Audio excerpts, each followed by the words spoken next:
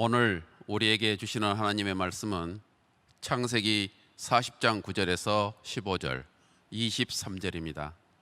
창세기 40장 9절에서 15절 그리고 23절입니다.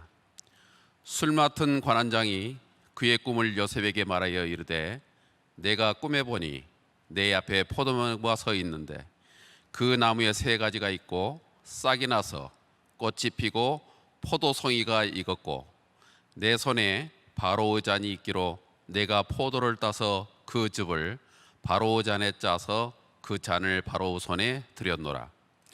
요셉이 그에게 이르되 그 해석이 이러하니 세 가지는 사흘이라. 지금부터 사흘 안에 바로가 당신의 머리를 들고 당신의 전직을 회복시키리니 당신이 그 전에 술 맡은 자가 되었을 때에 하던 것과 같이 바로의 잔을 그의 손에 드리게 되리이다. 당신이 잘 되시거든 나를 생각하고 내게 은혜를 베풀어서 내 사정을 바로에게 아뢰어 이 집에서 나를 건져주소서. 나는 히브리 땅에서 끌려온 자요 여기서도 옥에 갇힐 일은 행하지 아니하였나이다. 술 맡은 관원장이 요셉을 기억하지 못하고 그를 잊었더라. 이는 살아계신 하나님의 말씀입니다. 아멘. 자, 오늘 풍성한 삶의 원리 9번째 시간입니다. 환난을 유익으로 바꾸라. 제가 이 말씀을 준비해 놓고 그제 우리 크리스마스 예배 때도 8번째 그리고 오늘 9번째로 넘어오는데 오늘 이 말씀은 한 해를 마감하는 우리들에게 정말 필요한 말씀이다 라는 생각이 들었어요. 제가 늘 이 연말이 되면 좀 조금 안 좋은 표현으로 이야기하면 내가 설교하는 기계인가 이런 생각이 들 정도로 설교가 굉장히 많아요.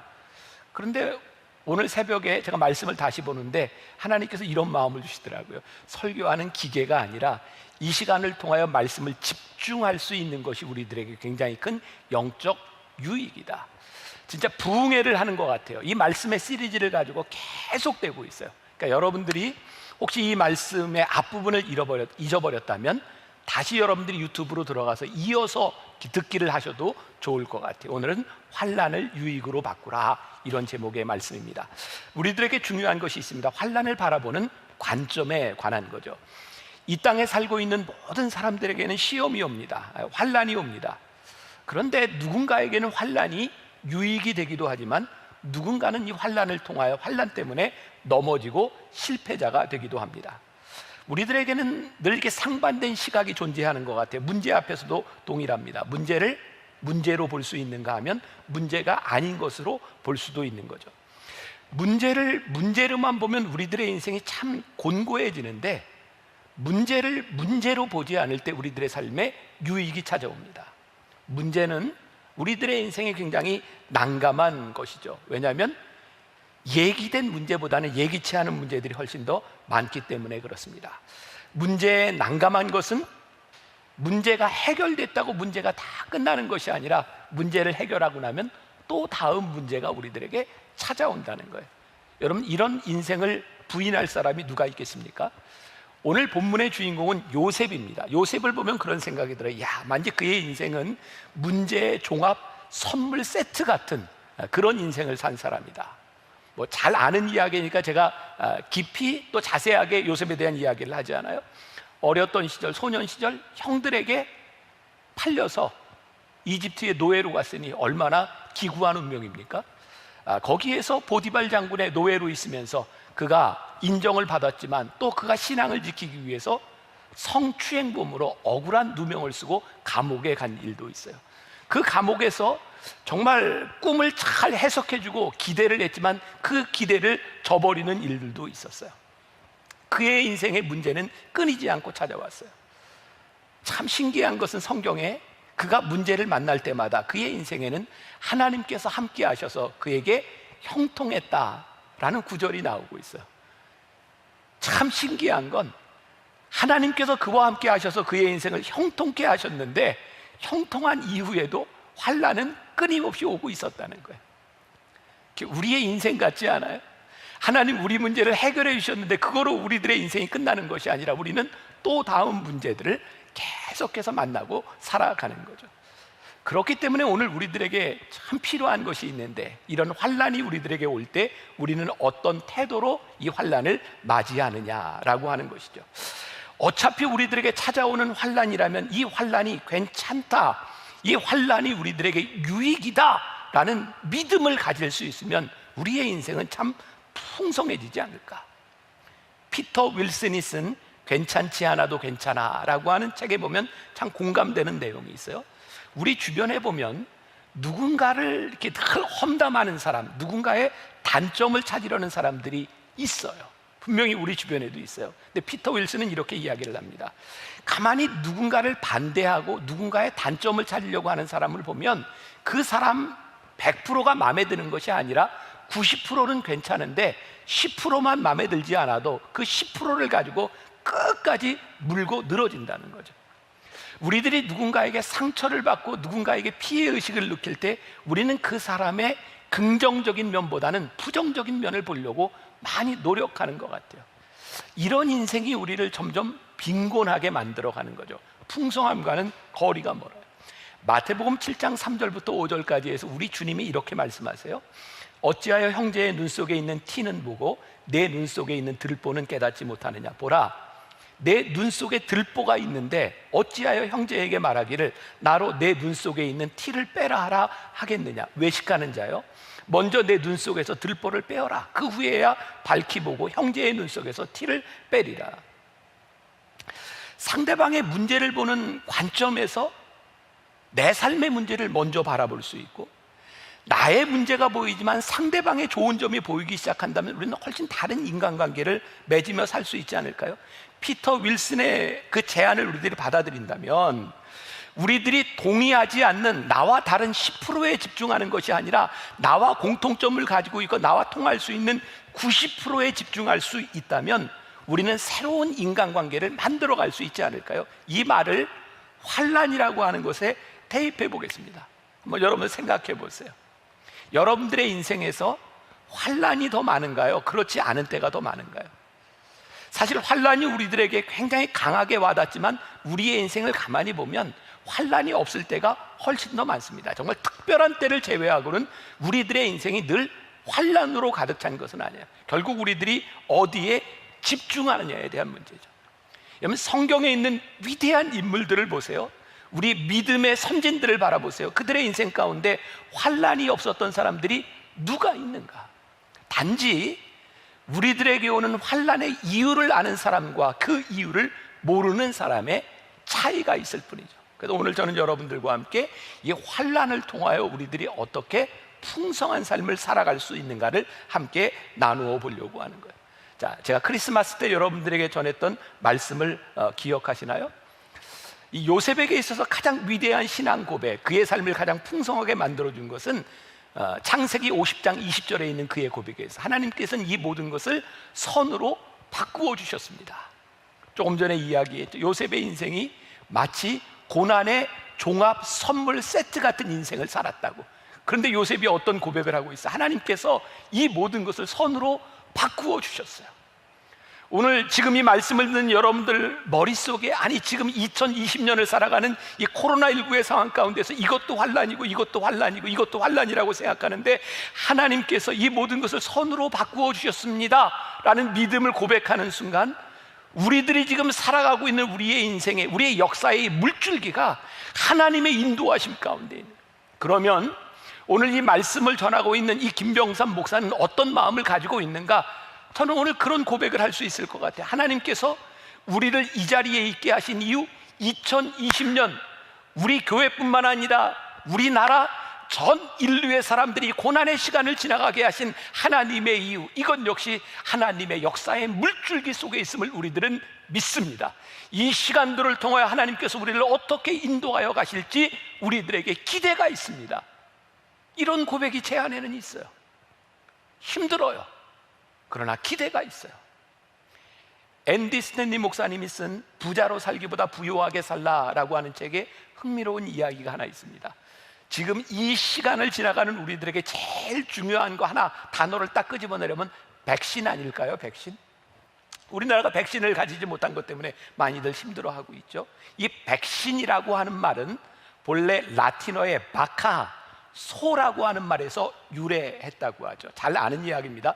1783년 에드워드 제너가 그의 의학 논문에서 처음으로 이 단어를 쓰기 시작했어요. 제너 하면 여러분들 우드가 생각나죠? 천연두 백신을 만든 사람이에요.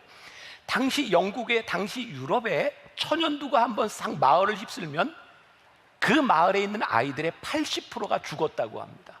이게 얼마나 무서운 전염병입니까? 그래서 천연두가 한번 돌면 할 수 있는 일이 뭐냐면 다 문을 잠그고 아이들이 밖으로 나가지 않는 일밖에 없었다 그래요. 그런데 그 당시에 영국에는 어떤 소문이 있었냐면, 영국에서 소의 젖을 짜는 여자들이 있었는데, 소의 젖을 짜는 여자들이 소의 천연두인 우드에 걸린 그 소의 젖을 짜면 이 우드를 살짝 앓고 지나가고 천연두에 걸리지 않는다라고 하는 내려오는 이야기가 있었답니다. 그래서 에드워드 제너가 이런 생각을 하죠. 그래, 사람들 모두를 이 천연두의 이 고름을 통해서 천연두의 종기에 노출시키면 어떻겠는가? 그래서 만든 것이 백신이었습니다. 지금 인류의 이 발견을 때문에 인플루엔자로부터 고생을 당하는 많은 질병에서부터 우리들이 해방되었던 거죠. 자, 제가 왜 이 백신에 대한 이야기를 할까요? 모든 사람들이 천연두를 통해서 죽어간다라고 할 때 그 한가운데서 백신을 만들어낸 사람, 그것이 인류의 큰 유익이 되었어요. 저는 영적으로 이런 생각을 합니다. 하나님, 지금 우리들에게 찾아오는 이 코로나19, 어쩌면 유럽에서 그때 휩쓸었던 그 천연두처럼 무서운 이 상황 가운데서 하나님께서 우리들에게 주시는 영적 유익은 무엇일까요? 지난주 제가 새벽에 일어나서 이렇게 말씀을 준비하고, 저는 요즘 혼자 새벽에 일어나서 이렇게 묵상하는 시간을 많이 갖고 있는데, 하나님께서 저에게 갑자기 그런 마음을 주신 거예요. 제가 오늘 여러분들에게 광고한 거죠. 프레이언 365, 우리 365일 우리 기도하는 일을 다시 시작해야 되겠다. 1년 동안 닫혔던 어머니 기도실의 문을 열어야 되겠다. 그리고 365일 매일 묵상, 제가 몇 달 전부터 이 묵상을 준비하고 말씀을 준비하고 있는데 굉장히 힘들어요. 어려워요. 근데 저는 이런 생각을 했었거든요. 이 코로나를 지나가고 있는 우리들에게 365일 묵상과 365일 기도가 필요하겠구나. 근데 하나님이 불현듯 저에게 딱 깨닫게 하신 게 있어요. 지금 너희가 하고 있는, 네가 하려고 하는 이 일은, 잘 들으세요, 코로나 때문에 코로나 기간에 하려고 하는 일이 아니라 이 코로나19를 통해 내가 아무것도 할 수 없다고 생각할 때에 우리 교회에 주시는 영적 비전이다. 그러니까 코로나로 일이 지나간다고 일이 끝날 일이 아니라 365일 묵상과 365일 릴레이 기도는 우리 교회, 한국 교회를 하나님께서 새롭게 하시려고 우리들에게 주신 새로운 비전이다. 그게 제 마음속에 확 들어오는 거예요. 이 시간을 통해서 하나님께서 우리들에게 주시는 영적 유익이구나. 이것이 우리들에게 축복이구나. 저에게 지금 이 교회의 일을 하면서 이것이 저에게 영적 유익으로 다가왔다면 여러분들의 삶에서도 동일하지 않을까요?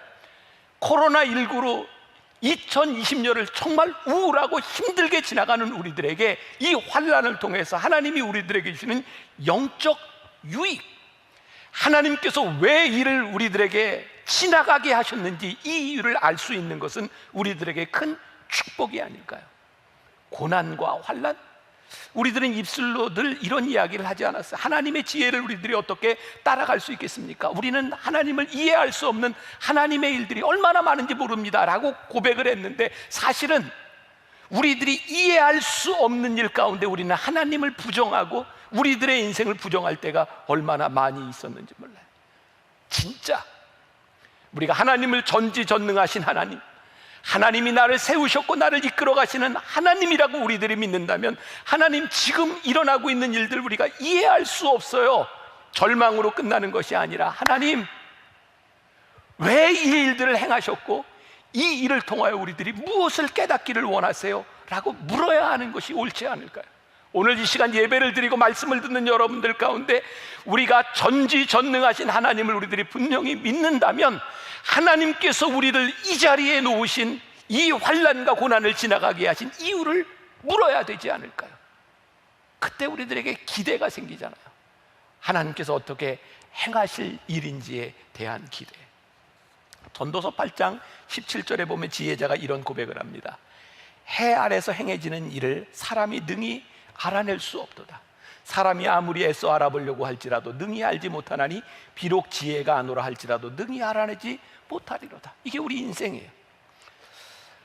우리 인생에 알 수 없는 이 상황 가운데서 사도 바울은 로마서에서 이런 말씀을 하고 있어요. 로마서 8장 18절, 생각하건대 현재의 고난은 장차 우리에게 나타날 영광과 비교할 수 없도다. 8장 22절에서 이렇게 얘기했어요. 피조물이 다 이제까지 함께 단식하며 함께 고통을 겪고 있는 것을 우리가 아느니라. 자, 이 말씀을 이어볼까요? 사도 바울이 어떤 고백을 하고 있어요? 피조물이 다 고난을 당하고 어려움을 당하는 거 우리들이 이미 아는 바다. 그런데 우리가 생각하건대 현재의 고난은 장차 우리에게 나타날 영광과 비교할 수 없다. 우리들이 고난을 받는 것이 이게 피해갈 수 없는 일이지만 이것들이 장차 올 영광과 비교할 수 없는 것이다. 환난의 유익은 언제 찾아오는지 아세요? 우리들의 이해가 아닌 확신에서부터 찾아오는 거예요. 지금 이 상황을 내가 어떻게 이해할까에 대한 문제가 아니라 하나님께서 이 시간을 통하여 우리를 선으로 의롭게 인도하신다는 우리의 확신 가운데서 우리의 인생의 풍성함이 찾아오는 거예요. 유명한 마더 테레사가 인도에서 사역을 하고 그 어려움을 지나갔던 그 마더 테레사가 이런 고백을 합니다. 싸구려 여관에서 불편하게 보낸 하루처럼 이 땅에서 겪는 최악의 고난도 천국에서는 그렇게 느껴질 것이라고 말입니다. 장차 우리들에게 다가올 영광을 믿지 않는다면 우리들이 지금 당하는 고난은 고난일 수밖에 없는 거예요. 우리들이 기억해야 될 것이 있어요.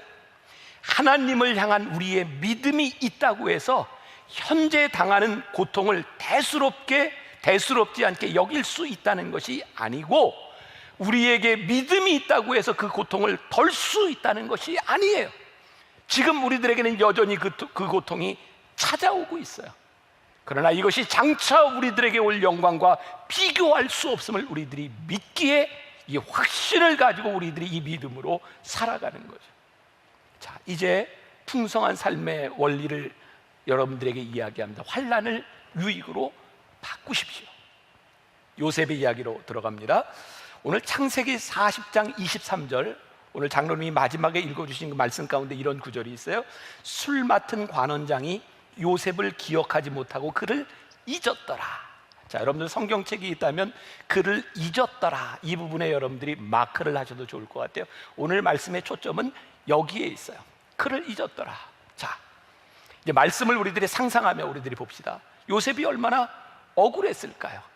우리들이 아는 말씀이잖아요. 술 맡은 관원과 떡 맡은 관원의 꿈을 해석해 주었던 일, 그리고 술 맡은 관원은 회복이 되어서 자기의 자리를 회복했어요. 그리고 요셉이 부탁을 하죠. 나를 잊지 마세요. 근데 그 사람이 요셉을 잊었다. 기대를 했는데 기대를 채워주지 않는 이 상황이 얼마나 힘들었겠습니까? 자, 오늘 여러분들에게도 중요한 단어를 하나 이야기합니다. 타이밍.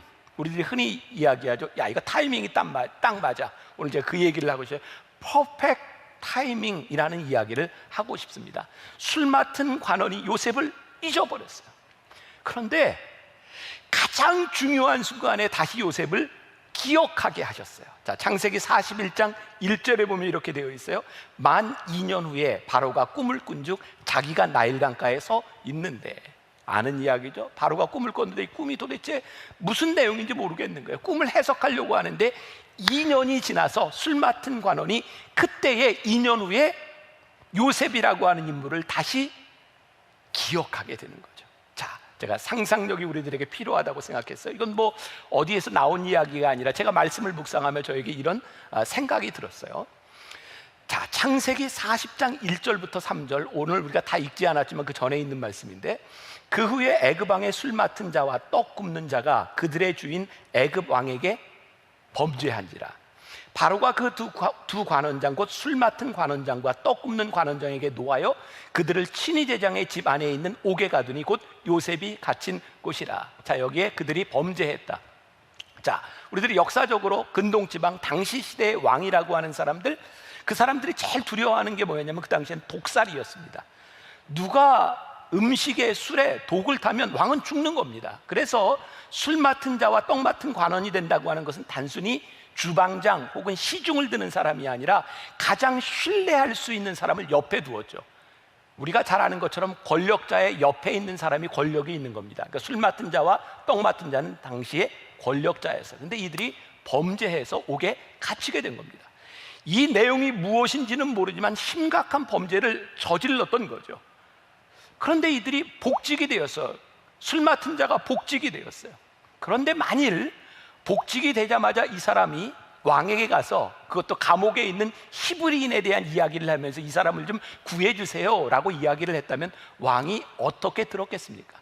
저에겐 이런 상상이 되는 거예요. 이 2년의 기간, 요셉이 나를 잊어버린 시간, 그가 나를 잊어버렸다고 서운했던 그 2년의 시간들은 잊혀진 시간이 아니라 하나님께서 요셉의 인생에 가장 퍼펙트한 시간을 만들고 계셨다. 우리들에게 이런 믿음이 있어요. 누군가에게 잊혀지고 고난을 향해 가는 환난의 시간, 이 시간들이 하나님께서 퍼펙트하게 나를 위해 만드시는 타이밍이었다는 고백이 우리들 가운데 있는가? 지난해 성지순례를 하면서 갈릴리 호숫가에 배를 띄우고 주일날 예배를 드린 적이 있어요. 그때 같이 갔던 엄태호 목사님에게 제가 주일 설교를 해라 이렇게 부탁을 했어요. 본인은 설교하고 잊어버렸을지 몰라요. 저에겐 굉장히 인상적이었어요. 누가복음 5장 말씀을 가지고 설교를 하는데 그 내용이 예수님께서 베드로를 부르신 장면이었어요. 베드로가 밤새 고기를 잡았는데 잡지 못했을 때 예수님께서 다시 저기에 그물을 내려라, 깊은 데 그물을 내려라 했을 때 베드로가 그물을 내리게 되었고 예수님의 제자로서의 부르심을 받게 되는, 예수님께서 명령하신 것이 뭐예요? 베드로가 밤새 고기를 잡지 못했는데 그곳에 가서 다시 깊은 곳에 그물을 내려라. 실패의 자리로 다시 보내셔서 성공자로 부르셨던 하나님의 이야기, 그게 베드로를 부르셨던 이야기라는 거예요. 그러면서 이렇게 이야기를 하더라고요. 만나교회 부목사로 올 때 자기는 이전 교회에서 목회에 실패한 사람이었대요. 불사, 내가 그걸 알았더라면 안 불렀을 텐데. 실패한 사람이었대요. 그런데 저희 교회에서 사역을 참 잘했어요. 그리고 제가 5년, 6년 만나교회 사역을 한 이후에 제가 이천에 로뎀 성전을 이렇게 새로 시작하면서 엄태호 목사에게 가서 그곳에 가서 목회를 해 라고 했을 때 두려웠답니다. 왜냐하면 실패의 경험이 있었기 때문에. 그런데 놀랍게도 하나님께서 실패의 경험을 가지고 있던 자신을 다시 거기에 보내셔서 그 자리에서 회복시켜 주셨다는 거예요. 그때 제가 그 설교를 들으면서 제가 이런 생각을 했거든요. 내가 엄태호 목사님을 거기로 보낼 때 저에겐 계획이 있었어요. 다 계획이 있었구나. 어디 들어본 얘기죠. 어떤 계획이 있었는지 아세요? 우리 교회 목사님들을 저는 좋은 목사님들로 만들고 싶은 꿈이 있어요. 그래서 여기에 부목사도 하지만 그곳에 가서 내 목회를 해보고 오면 더 좋겠다. 그것이 실패의 자리로 보내는, 환난의 자리로 보내는 것이 아니라 거기에서 회복시키시려고 하는 하나님의 은혜와 하나님의 뜻이 있습니다. 놀랍지 않아요? 하나님께서 다시 실패의 자리로 보내셔서 그곳에서 회복시키게 하시는 하나님의 은혜, 우리를 환난 가운데 몰아넣으시는 이유가 환난의 문제가 아니라 그곳에서 우리를 회복시키시는 하나님의 은혜가 있었다. 오늘 요셉의 이야기 가운데 중요한 사실입니다. 요셉이요, 그 서운함 가운데서 나를 잊었다고 생각하는 2년 동안의 시간에 요셉이 뭘 했는지 아세요? 그는 역시 시종여일하게 그는 감옥에서 성실한 삶을 삽니다. 이런 상상을 또 할 수 있지 않을까요? 2년이 지난 다음에 바로의 왕의 꿈을 해석하라고 요셉을 부르려고 그 옥에 보냈을 때 만일 요셉의 삶이 다 헝클어져 있고 그가 그렇게 성실한 사람이 아니었다면 기억했다 할지라도 요셉을 데려와서 왕 앞에 세울 수 있었을까요? 저에겐 이런 생각이 드는 거예요. 하나님, 퍼펙트한 타이밍 2년의 시간을 하나님께서 만들어 주셨지만 그 시간 가운데 시종여일하게 성실했던 요셉을 하나님이 쓰셨던 것을 우리들이 기억할 때 우리의 인생에서 찾아오는 환난의 유익, 하나님께서 이 시간을 통해 우리들에게 커다란 기회를 주고 있다고 하면 이 환난의 시간을 우리들이 어떻게 지나가야 될까? 또 하나 이런 상상을 해요. 저와 같이 상상해 주세요. 요셉의 삶에 늘 형통했다라고 하는 말이 따라서 형통했다. 사실 우리가 요셉의 삶을 성경을 통해 알잖아요. 요셉이 뭐가 돼요? 총리가 됐잖아요. 우리는 형통했다고 생각할 때 총리가 되는 형통함에 이미 우리는 가 있어요. 생각해 보세요. 요셉이 노예로 끌려가서 보디발 장군의 집에서 그가 노예로 일할 때 그의 인생의 형통함이 어떤 형통함일까요? 조금 인정을 받고 조금 더 편할지 모르지만 노예로서 형통함이 얼마나 큰 형통함일까요? 감옥에 갇혔어요. 거기서도 형통했다. 감옥에 죄수로 있는 그에게 형통함이 어떤 형통함이었을까요?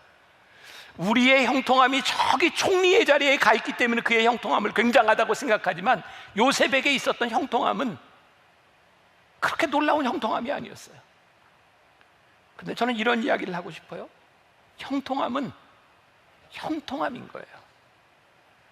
만일 요셉에게 작은 형통함이 없었다면 그에게 커다란 형통함도 절대로 존재하지 않았을 겁니다. 사랑하는 여러분, 하나님께서 우리를 어떤 자리에 부르시든 그 자리에서 형통함을 경험해야 그 다음 자리에서 우리의 형통함이 있는 거예요. 요셉이 총리의 자리에서 있었던 그 형통함은 노예로 있었던 곳의 형통함에서부터 그 자리까지 연결되는 형통함이라는 거예요. 사랑하는 여러분, 오늘 여러분들의 자리에서 형통함을 경험하셔야 합니다. 환난의 유익이 되는 것, 영적인 차원에서 여러분들의 제가 도전합니다. 여러분, 코로나19로 우리들이 영적으로 침체하고 힘들다고 생각하는 이 시간을 지나가는 여러분들에게 이 시간들이 어떻게 영적 유익의 시간이 될 수 있겠습니까? 박대영 목사라고 하는 분이 쓴 묵상의 여정이라는 책에 야구선수 이승엽 선수의 이야기가 나옵니다. 이승엽 선수는요, 우리나라의 정말 제일로 생각하는 최고의 타자 아닙니까? 이승엽 선수가 인터뷰에서 그런 이야기를 했대요. 자기는 시합에 나가는 날 컨디션이 너무 좋다고 생각하면 몸을 풀지 않는답니다. 컨디션이 너무 좋아서 몸까지 풀고 나가게 되면, 완벽하게 준비가 되면 던지는 투수를 무시하게 되고 선구안도 잘 되지 않아서 헛스윙을 할 때가 많대요. 그래서 이승엽 선수는 일부러 자기의 컨디션을 최고로 끌어올리지 않고 조금 덜 된 상태로 나간답니다. 그러면 투수를 존중하게 되고 신중하게 되고 거기에서 좋은 성적이 나온다는 거예요. 자, 저는 여러분들에게 이렇게 적용하고 싶습니다. 여러분, 하나님께서 우리들의 인생을, 우리들의 삶 가운데 영적으로 우리들에게 침체의 길을 걷게 하시는 것이 얼마나 큰 축복인지 아십니까?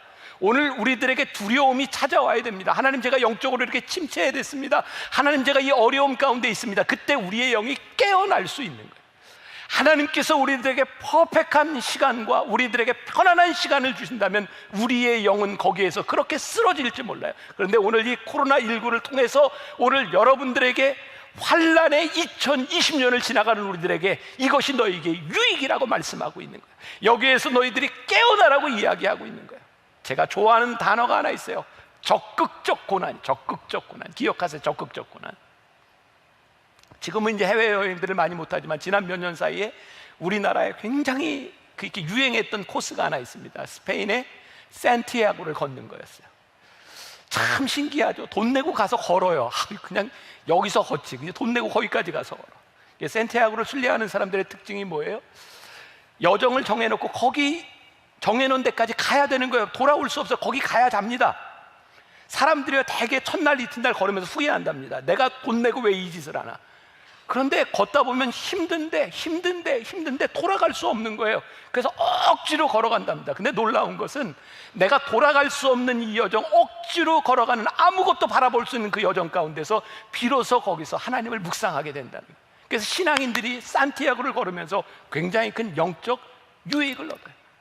제가 우리 교인들과 함께 성지순례를 가면 꼭 가는 데가 있어요. 꼭 이 코스에 넣어라. 그게 뭔지 아세요? 광야 체험입니다. 내 돈 내서 성지를 좀 보겠다고 온 교인들을 제가 어디를 끌고 가는가? 광야로 끌고 가요. 광야를 걷게 하고 광야에서 자게 해요.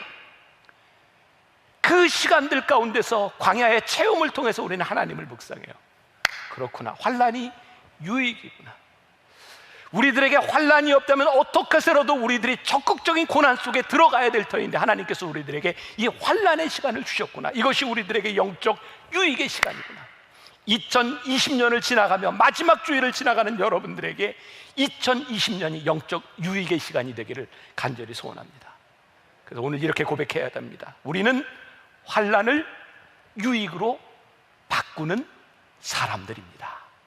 여러분은 환난을 유익으로 바꾸는 사람들입니다. 오늘 이 믿음을 가지고 담대하게 한 해를 마감하고 영적 유익 속에서 한 해를 맞을 수 있는 여러분들이 되시기를 주님의 이름으로 간절히 축원합니다.